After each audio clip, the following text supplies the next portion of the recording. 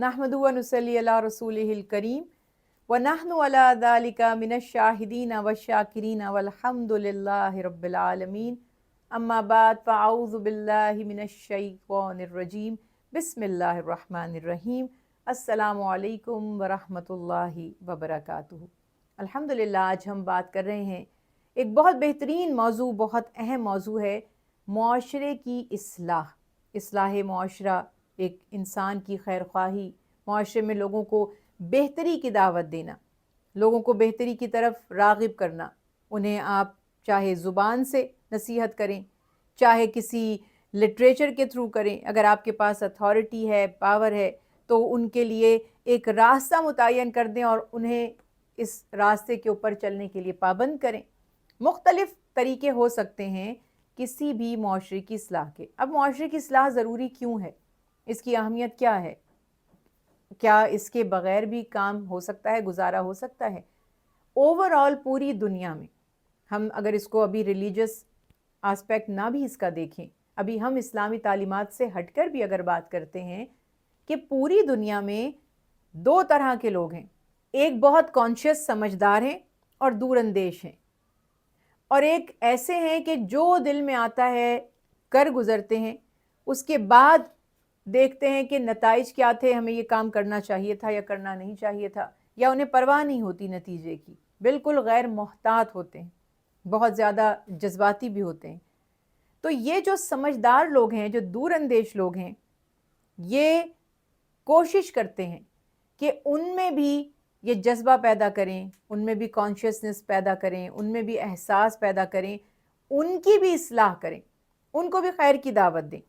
Rules बनते हैं, कवानीन के ज़रिए जो कवानीन बनते हैं, ये भी इसीलिए बनते हैं। अक्सर आप देखें, कहीं आप जाते हैं, नोटिस लगे हुए होते हैं, आप पब्लिक ट्रांसपोर्ट में सफ़र करते हैं तो वहाँ पर कुछ नोट्स बने हुए होते हैं कि ये जो शुरू की सीट्स हैं, बिल्कुल जो शुरू में हैं, ये जो एल्डरली हैं उनके लिए, या जिनके लिए मुश्किल है मुख्तलिफ़ कंडीशंस के हिसाब से, कोई बीमार है या खुदा न खास्ता पैरालाइज है या हैंडीकैप है, तो उन लोगों के लिए ये सीट, वो नोट लिखा हुआ होता है। क्यों? क्योंकि हर शख्स इस बात का एहसास नहीं करेगा कि मुझे ये सीट्स दूसरों के लिए छोड़ देनी चाहिए जिनको मुझसे ज़्यादा इसकी ज़रूरत है। या अक्सर ऐसा होता है कि कुछ लोगों के अंदर एहसास तो है मगर उन्हें इल्म नहीं है, उन्हें इस बात का अंदाज़ा नहीं है, तो वहाँ नोट लिख दिया जाता है ताकि लोग इसको फॉलो करें। सीट के ऊपर पाँव नहीं रख कर बैठना चाहिए, एक कॉमन सेंस की बात है ना। पब्लिक ट्रांसपोर्ट में आप बस में ट्रैवल करें या ट्रेन में ट्रैवल करें तो सीट्स के ऊपर अपने जूते, अपने पाँव तो नहीं रखने चाहिए, मगर कुछ लोग नहीं इस चीज़ को फॉलो करते, तो वहाँ लिखा हुआ होता है नोट कि आप अपने जो पाँव हैं वो फीट सीट के ऊपर आप नहीं रखेंगे, इनसे दूर रखें। ज़िंदगी में हर जगह वही चीज़ें, क्यू है कहीं पर तो उस पर नोट लिख देना पड़ता है कि क्यू को फॉलो करें, या लिखा जाता है कि आप टर्न का, अपनी बारी का इंतज़ार करें। इसलिए कि सब लोग इतने कॉन्शियस नहीं होते और सब लोग इतने सेंसिबल नहीं होते और सब लोग इतने ज़्यादा, कहना चाहिए कि बाउसूल नहीं है कि वो उसूलों को फॉलो करेंगे। तो वहाँ पर उनकी अवेयरनेस के लिए, उनसे वो काम सही तौर पर करवाने के लिए नोट्स लिखे जाते हैं। कहीं लोग इससे ज़्यादा आगे बढ़ जाते हैं, जज्बाती हो जाते हैं, तो वहाँ कवानीन बनाए जाते हैं। कोई सिग्नल को तोड़ देता है, कोई किसी को ओवरटेक कर लेता है, कोई किसी जगह से स्पीड लिमिट को क्रॉस कर लेता है, तो वहाँ पेनल्टीज़ या फाइन्स लगाए जाते हैं।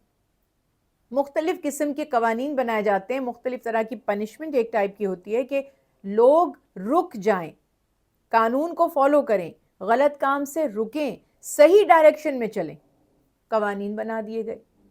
अलगर्ज़ के हर शख्स, हर मुआशरा लोगों की इस्लाह के लिए, डिसिप्लिन को कायम करने के लिए, कहना चाहिए कि फितने को और अफरा तफरी को रोकने के लिए मुख्तलिफ तरीके अख्तियार करता है। अब सोचिए कि जब हर मुआशरा इतना सेंसिबल हो सकता है, इतना सेंसिटिव हो सकता है, तो क्या ये मुमकिन था कि नबी करीम सल्लल्लाहु अलैहि वसल्लम जो मुकम्मल दीन लेकर तशरीफ़ लाए, जो दीन हक है, जो मुकम्मल तालीमात हैं, जो ज़ाब्ता हयात है, जो ज़मानत देता है दुनिया और आखिरत में तरक्की की, उरूज की, वक़ार की, तो वहाँ ये बातें ना बताई जाती। सबसे ज़्यादा एम्फसाइज, सबसे ज़्यादा जो ترجیح دی گئی، سب سے زیادہ جو تاکید کی گئی اصلاح کی، وہ دین اسلام میں کسی کی اصلاح کی تاکید کی گئی۔ چند واقعات، چند احادیث آپ کے سامنے بیان کروں گی تو امید ہے کہ آپ کے سامنے یہ کانسیپٹ کلیئر ہوگا۔ سب سے پہلی بات، جیسے میں نے عرض کی، انسان دو طرح کے ہیں، ان کے مزاج مختلف ہیں، اور یہ دو طرح کے ہیں تو اس میں ایک سبب اور بھی ہے۔ کچھ مخلص ہیں، خالص سمجھدار ہیں، اللہ کو مانتے ہیں، اللہ کی مانتے ہیں، اللہ تعالیٰ پر ایمان بھی رکھتے ہیں، اللہ کے احکامات کو بھی مانتے ہیں۔ کچھ شیطان کے راستے پر چل نکلتے ہیں، شیطان کے بہکاوے میں آ جاتے ہیں۔ اب وہاں پر ہمارا کام ہے کہ ہم پوری کوشش کریں کہ اگر ہمیں سمجھ ہے، ہم جانتے ہیں، تو دوسرے کو بھی بچائیں۔ یہ دین خیر خواہی کا نام ہے۔ یہ دین، ہمارا دین ہمیں سیلف سینٹرڈ، سیلفش ہونے کی اجازت نہیں دے رہا۔ ہمیں تو بتایا جا رہا ہے کہ آپ اپنے نفس پر دوسرے کو ترجیح دیں گے تو آپ مومن کامل بنیں گے۔ اور یہاں پر امت مسلمہ کی جو سب سے بڑی شان ہے، ہمیں 1,24,000 انبیاء علیہ السلام دنیا میں تشریف لائے، ان کی امتوں پر رسول اللہ صلی اللہ علیہ وسلم کی امت کو اللہ تعالیٰ نے فضیلت دی۔ اور فضیلت کیوں دی؟ ہر چیز کا کوئی سبب ہوتا ہے، کوئی ریزن ہوتا ہے، ایسے ہی فضیلت دے دی بلا وجہ نہیں۔ اللہ تعالیٰ فرما رہے ہیں کنتم خیر امت اخرجت للناس تأمرون بالمعروف وتنہون عن المنکر وتؤمنون باللہ، کہ تمہیں میں نے بہترین امت بنایا۔ یہ فرمایا بہترین امت۔ اب ریزنز کیا ہیں، وجہ کیا ہے؟ فرمایا کیونکہ تم خیر کی دعوت دیتے ہو، یعنی بھلائی کا حکم دیتے ہو، اور برائی سے روکتے ہو، اور خود بھی اللہ کی ذات پر ایمان رکھتے ہو۔ یعنی یہاں تین باتیں سمجھ آ رہی ہیں۔ نیکی کی دعوت دینا، نیکی کی طرف راغب کرنا، نیکی کا حکم دینا۔ اب یہ ڈیپینڈ کرتا ہے کس جگہ آپ کی کیا پوزیشن ہے۔ کہیں انسان حکم دینے کی پوزیشن میں ہوتا ہے، کہیں صرف مشورہ دے سکتا ہے، کہیں تھوڑی سی بس اپنی رائے کا اظہار کر سکتا ہے، کہیں پولائٹلی ایک سجیشن ہے، بس اتنا ہی کر سکتے ہیں۔ کہیں پر آپ کی اتھارٹی ہے، آپ جو رولز بناتے ہیں لوگ مجبور ہیں کہ ان کو فالو کریں گے۔ یہ ساری صورتحال بالکل ٹھیک ہے۔ ہم نیکی کا حکم دیں گے، نیکی کی دعوت دیں گے، اور برائی سے روکیں گے، برے کام سے منع کریں گے۔ یہ امت رسول کی شان ہے۔ اور پھر فرمایا کیونکہ تم اللہ پر ایمان رکھتے ہو۔ جسے اللہ کی ذات پر ایمان ہوگا اس میں یہ دونوں اوصاف موجود ہوں گے، امر بالمعروف اور نہی عن المنکر۔ رسول اللہ صلی اللہ علیہ وسلم کی تعلیمات سنیے۔ آپ صلی اللہ علیہ وسلم نے فرمایا میری امت اس وقت تک خیر پر رہے گی جب تک اس میں امر بالمعروف کرنے والے یا نہی عن المنکر کرنے والے موجود رہیں گے۔ یعنی جب تک اس امت میں ایسا گروہ، ایسی جماعت، ایسے لوگ موجود رہیں گے جو نیکی کی دعوت دیتے رہیں اور برائی سے روکتے رہیں، تب تک یہ امت خیر پر رہے گی۔ اس کے بعد اس کا پھر اللہ ہی حافظ ہوگا، جب ہمیں پرواہ ہی نہ ہو کہ لوگ کیا کر رہے ہیں۔ ہم اپنا ایمان بچائیں یا اپنی تو اصلاح کر لیں لیکن دوسرے کی پرواہ نہ کریں۔ قرآن پاک جو راہبر ہے ہمارا، جو ہادی ہے، جو رہنما ہے، اس میں بھی جو واقعات اللہ تعالیٰ نے پچھلی قوموں کے بیان کیے وہ بھی تو اسی لیے بیان کیے نا کہ آپ اس سے نصیحت حاصل کریں، سبق حاصل کریں، سیکھیں، اپنی اصلاح کریں۔ تو اس میں یہود کا وہ واقعہ بیان کیا ہے، قوم بنی اسرائیل کا، کہ اللہ تعالیٰ نے سیٹرڈے یعنی ہفتے کے دن کو ان کے لیے عبادت کے لیے وقف کرنے کا حکم دیا کہ اس کو آپ عبادت کے لیے مختص کر لیں، یہ صرف عبادت ہوگی ہفتے کے دن۔ وہ لوگ جو کاروبار کرتے تھے، فشنگ وغیرہ ان کا زیادہ تر کام تھا، اللہ نے حکم دیا کہ آپ نے کوئی دنیاوی کام کاج، کاروبار، بزنس، یہ کچھ نہیں کرنا، صرف سیٹرڈے کو، ہفتے کو آپ یوم السبت جو ہے اس میں آپ نے اللہ کی عبادت کرنی ہے۔ انہوں نے ہیلا کیا۔ تین گروپ سامنے آئے، ایک وہ جنہوں نے ہیلا کر کے یعنی ٹرکس اور ایسی انہوں نے بنا کر اپنی پلاننگ شکار کر لیا، فشنگ کی۔ دوسرا گروہ وہ تھا جس نے براہ راست تو شکار نہیں کیا، مگر جب وہ شکار کر کے آئے ان کے سپورٹیو تھے، ان کے لیے سپورٹیو تھے، ان کی مدد کی اور اس میں شامل رہے۔ تیسرا گروہ جو تھا، یا یوں کہہ لیجئے کہ وہ دوسرا گروہ جو تھا، اس نے کم از کم یہ کہ برا نہیں منایا کہ یہ کیوں شکار کر رہے ہیں، ان کو ٹوکا نہیں، روکا نہیں، انہیں ڈسکریج نہیں کیا۔ تیسرا گروہ وہ تھا جنہوں نے شکار بھی نہیں کیا اور ان کو خود روکا بھی اور منع بھی کیا کہ تم یہ جو کام کر رہے ہو اس سے اللہ نے تمہیں منع فرمایا ہے۔ یہ 3 گروپس تھے۔ جب اللہ کا عذاب آیا، جب اس قوم پر ذلت والا عذاب مسلط کیا گیا تو 2 گروہوں پر عذاب آیا۔ کیوں 2 گروہ پر؟ کیوں؟ ایک نے تو شکار کیا تھا، ایک نے تو کیا بھی نہیں تھا۔ ایک نے اللہ کے حکم کی نافرمانی کی تھی، دوسرے نے تو نافرمانی ڈائریکٹلی نہیں کی تھی۔ 2 گروہوں پر عذاب آیا، جنہوں نے نافرمانی کی اور جنہوں نے نافرمانی کرنے دی اور اس کو ڈسکریج نہیں کیا، روکا نہیں۔ تیسرا گروہ جس نے منع کیا تھا، نصیحت کی تھی، سمجھانے کی کوشش کی تھی، ان کو اللہ نے عذاب سے محفوظ رکھا۔ اور اسی طرح سے رسول اللہ صلی اللہ علیہ وسلم کے زمانے میں یہ بھی واقعہ بیان کیا جاتا ہے کہ اللہ تعالیٰ نے ایک بستی پر فرشتوں کو بھیجا کہ پوری کی پوری بستی کو الٹ دو عذاب سے۔ فرشتے یعنی ملائکہ عرض کرتے ہیں یا اللہ اس میں تو کچھ آپ کے بڑے پیارے عبادت گزار بندے ہیں، یعنی وہ تو آپ کے فرما بردار ہیں۔ اللہ تعالیٰ نے فرمایا پھر بھی اس بستی کو الٹ دو۔ کیوں؟ کیونکہ وہ اپنی عبادتوں کی تو فکر کرتے تھے لیکن دوسروں کی اصلاح کی کوشش نہیں کرتے تھے۔ تو دین اسلام اس معاملے میں باقی جب آپ دیگر مذاہب کو دیکھتے ہیں ان سے کمپیریٹیولی دین اسلام کا کانسیپٹ ڈیفرنٹ ہے۔ یہاں پر گناہ سے نہ روکنا بھی گناہ کی طرح ہے۔ ہاں یہاں پر اب ایک چیز سامنے آ جاتی ہے، ہم مختلف ممالک میں رہ رہے ہیں، مختلف معاشروں میں رہ رہے ہیں، مختلف ہماری سچویشنز ایسی ہیں کہ ہر جگہ ہماری بات نہیں چل سکتی، ہر جگہ ہم بول نہیں سکتے، ہمارے اندر اتنی ہمت نہیں ہے، موقع نہیں ہے، فتنے کا ڈر ہے، فساد کا خدشہ ہے، جان جانے کا خدشہ ہے، عزت جو ہے وہ حد تک ہونے کا خدشہ ہے، مختلف مجبوریاں اور بے بسی کی کیفیت ہو سکتی ہے۔ یہاں پہ رسول اللہ صلی اللہ علیہ وسلم نے فرمایا کہ اگر تم میں سے کوئی برائی کو دیکھے تو ہاتھ سے روکے۔ ہاتھ کا مطلب کیا ہے؟ اتھارٹی، پاور، طاقت سے۔ اگر اس کی کیفیت نہیں ہے یعنی یہ نہیں کر سکتا تو زبان سے منع کرے، اس میں سمجھایا جا سکتا ہے، نصیحت کی جا سکتی ہے، کسی کو اویئرنس دی جا سکتی ہے، کسی سے بات چیت کی جا سکتی ہے کسی طریقے سے کہ وہ سمجھ جائے۔ اور تیسرا درجہ جو ہے وہ یہ کہ نہ تو وہ ہاتھ سے روک سکتا ہے یعنی اس کے پاس پاور نہیں ہے، اتھارٹی نہیں ہے، اور نہ وہ زبان سے منع کرنے کی پوزیشن میں ہے۔ تو تیسرا درجہ یہ ہے کہ کم از کم دل میں تو اس کو برا جانے۔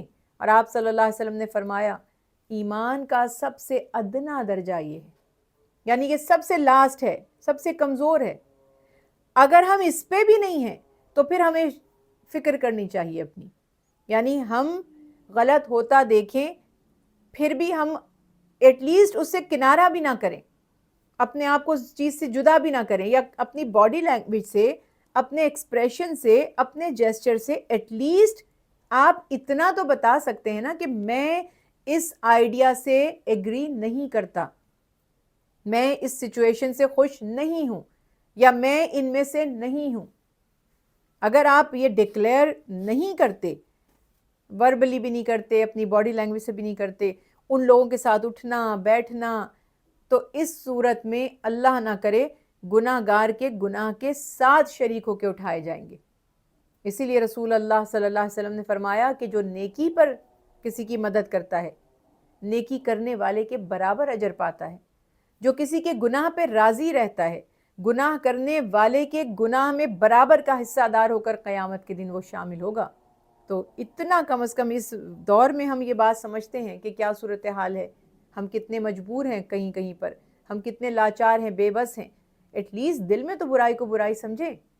جن لوگوں میں برائی ہے جو کھلے عام اللہ کی نافرمانی کرتے ہیں، کھلے عام شریعت کے احکامات کی پامالی کرتے ہیں، ہم ہنس رہے ہیں، بول رہے ہیں، اپنا سوشل کنیکشن ان سے ڈیولپ کر رکھا ہے، خوش ہیں، ان سے راضی ہیں کہ چلو ہمارے معاملات تو سیٹ ہیں نا، ہمارا تو کام چل رہا ہے، اگر اللہ تعالیٰ کی حکم کی نافرمانیاں ہو رہی ہیں تو ہمیں اس سے کیا۔ تو معاذ اللہ اگر یہ کیفیت ہماری ہوگی تو پھر ہم پہ بھی رحم نہیں کیا جائے گا، جیسے اس قوم پر رحم نہیں کیا گیا کہ جنہوں نے شکار نہیں کیا پھر بھی اللہ کا عذاب ان پر آیا۔